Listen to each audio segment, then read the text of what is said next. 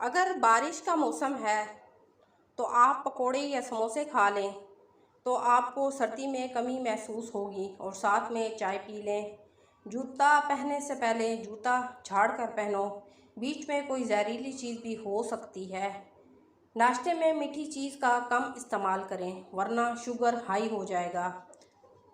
रात को सोते टाइम अपने बर्तन उल्टे करके और साफ़ करके सो। ये हमारे नबी का फरमान है कि हमेशा सोने से पहले अपने बर्तनों को साफ़ करके और अपने मशकीज़ों को उल्टा करके रखो।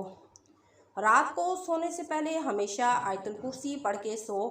आयतुल कुर्सी पढ़ने से अल्लाह रब्बुल इज़्ज़त आपकी तमाम जिन्नात से हिफाजत फरमाएंगे, आपको कभी भी कोई नुकसान नहीं पहुँचेगा। अगर तुम्हारा खाना हज़म नहीं होता तो खाना खाते वक्त 2-3 पत्ते पुदीने के चबा लो, खाना हज़म होना शुरू हो जाएगा। जो लोग रात को दूध में इलायची डालकर दूध उबाल के पी लेते हैं उनको कभी भी जोड़ों का मसला नहीं होता। आपका ब्लड प्रेशर बहुत ज़्यादा हाई रहता है तो आप कसरत के साथ ठंडा पानी पिएं, आपका ब्लड प्रेशर कंट्रोल हो जाएगा। ज़्यादा मीठी चीज़ें खाने से परहेज़ करो, ज़्यादा मीठा खाने से जल्दी बुढ़ापा आता है। सुबह नाश्ते में दही का ज़्यादा इस्तेमाल करो, जिस्म को ताकत मिलेगी। ज़्यादा तेज़ खुशबू इस्तेमाल करने से दिमाग कमज़ोर होता है और दिल भी कमज़ोर हो जाता है। सर्दियों में मुर्गियों के पंजे खाने से हड्डियां मजबूत होती हैं, जोड़ और पट्ठे मजबूत हो जाते हैं।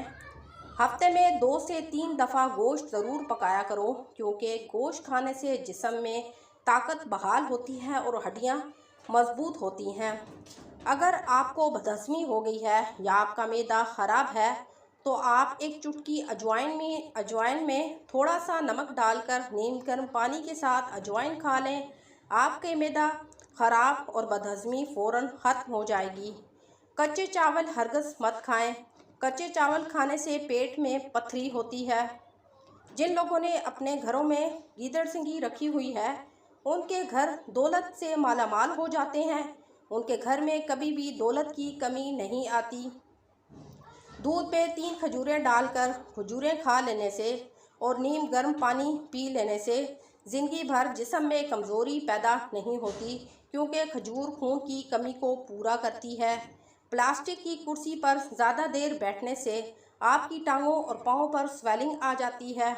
अगर आपके मुंह से बदबू आती है तो आपका मैदा ख़राब है। रोज़ाना निहार मुंह मिसवाक करने की आदत बना लें तो आपके मुंह से बदबू ख़त्म हो जाएगी।